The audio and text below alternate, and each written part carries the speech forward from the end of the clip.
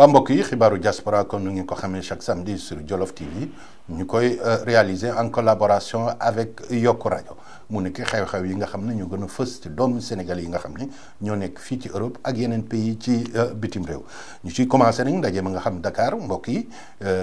dajale ay journalistes pour former leen séminaire de formation ak de sensibilisation sur les problèmes de l'immigration ndaje na nag mbokk yi ki nga xam ne moo jiite Sénégalais de l'extérieur muy directeur général bi di Sori Kaba moom nag intervenir na fa ba noppi wax dëgg yàlla nee na ci ay chiffres yu mu joxe ni 70% sénégalais yi nga xam ne seen immigration doxul dañu am problème pour dellu si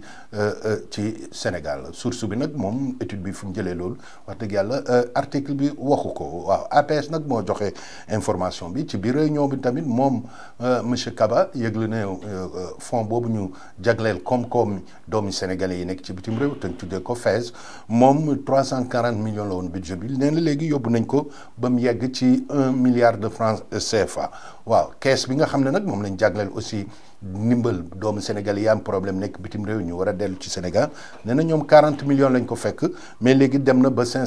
540 millions waaw mbokk yi toujours foofu ci Sénégal la fa xew moo di ne étudiant ci école de commerce bu mag boobu ñu tuddee Subdeco ñoom étudiants yooyu dañoo waroon dem Chine def fa participer ca benn concours waaye nag autorité chinoise yi bañ nañ ñu participer ba noppi génne leen ci concours bi ndax problème yi feebar bi ñu tuddee Ebola muy mbir mu doy waar mbokk yi xam ngeen ne aussi wax dëgg yàlla temps yi Europe fii di muy Italie France ñu bëri ñu ngi yëngu ci mbirum immigration bi di ci wax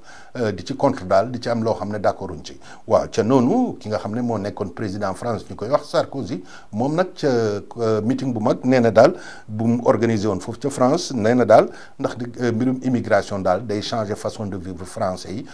ni ñuy dundee muy mbir mu doy waar mais aussi fii ci Italie mbokk yi xam ngeen ne samedi dernier mouvement extrême de droite boobu ñu tuddee Lega Nord ñoom tamit def nañ manifestation bu mag ànd ak càk yeneen mouvement raciste yu ñuy ooyee Casa Pound waaye ci même journée bi aussi mbokk yi ñi nga xam ne ñooy jàppale immigré yi di leen taxawu ànd ak immigré yi ñoom it defoon nañ contre manifestation bu mag fii ci Italie mbir bi nag li mu doy war moo di ne manifestation Lega Nord boobu la gars yi gën a siiwal ba noppi fàtte contre manifestation boo xam ne wax dëgg yàlla nit ñu bëri participer nañ ci woon waa mbokk yi li ci des ci xanaa ñu dem rek ci mbirum ay faits divers yoo xam ne wax dëgg yàlla xew na nag ci suñ communauté bi surtout nag fii ci Italie foofu ca Pescara benn mbokk sénégalais boo xam ne moom ak jabaram wax dëgg yàlla dañu tëdd bu guddi jabar ji bañ mu sëy ak moom waa ji nag mer dóor ko dóor yu métti toj kanamam gi mbokk yi ba noonu la ndaw si yuuxu ñi nga xam ne lañ dëkkal ñoom ñoo oo police ñu ñëw jël si waa ji waaw xanaa rek di wax ne mbir mu doy waar la parce que mbirum nag dóor jigéen fi mbokk yi xam ngeen ne lu war a dëñ la ba noppi nag loi bi da ko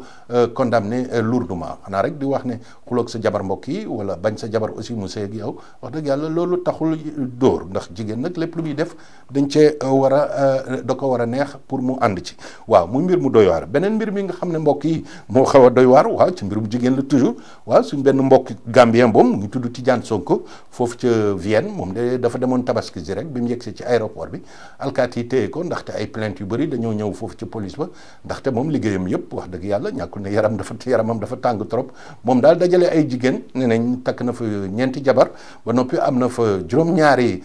fiancé muy mbir mu doy waar ba noppi nag doom moom day jur rek fu ko nu ko neexee bàyyi fa waaw mbir mi mbokk yi muy mbir mu doy waar ndaxte nag fii ci Europe xam ngeen ne mbokk yi mbirum polygamie nekkul loo xam ne accepté nañ ko waaye nag jigéen aussi nga sëy ak ñoom respecté leen loolu ci lu baax la waa mbokk yi ñu dem ci mbirum média waaw li nga xam ne moo génn ci média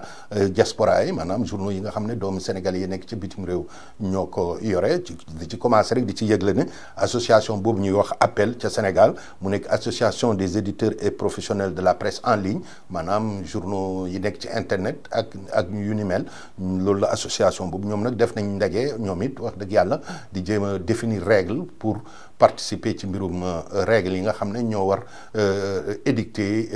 presse en ligne bi muy mbir mu doy waar parce que xam ngeen ne presse en ligne yi parfois mbokk yi nit fay liggéey ba doxee doy na waar parce que nit moom lu nit bind nga jël recopier def sa site sans nga ñaan ko autorisation loolu tamit luñ gis lañ waa mbokk yi looloo tax ma ñëw di leen yëgal li nga xam ne ñoo xew ci médias yi nga xam ne doomu Sénégal yi nekk ci bitim réew ñoo ko yore di ci commencé ak reportage bi nga xam ne xalimasn.com waa si seen émission boobu ñu tuddee dox daje def nañ ci benn interview ak ministre bi nga xam ne mooy madame Naata Mbacké te diriger fonds d'appui à l'investissement des Sénégalais de l'extérieur su ngeen demee donc mbokk yi ci xalimasn.com da ngeen gis interview bi waaye aussi mbokk yi sunukër.com mu nekk nag aussi rajo aussi foofu ca États-Unis ca Californie te suñu xarit Njawar di ko jiite ñoom it def nañ ci interview bu mag ci ministre bi nga xam ne moo yore ndaw yi muy Mame Mbaye Ndiaye su ngeen duggee tamit ci site bi mbokk yi da ngeen gis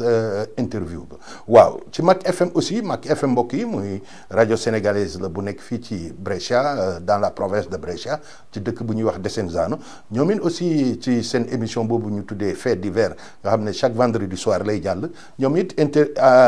invité nañ fi Nango Seck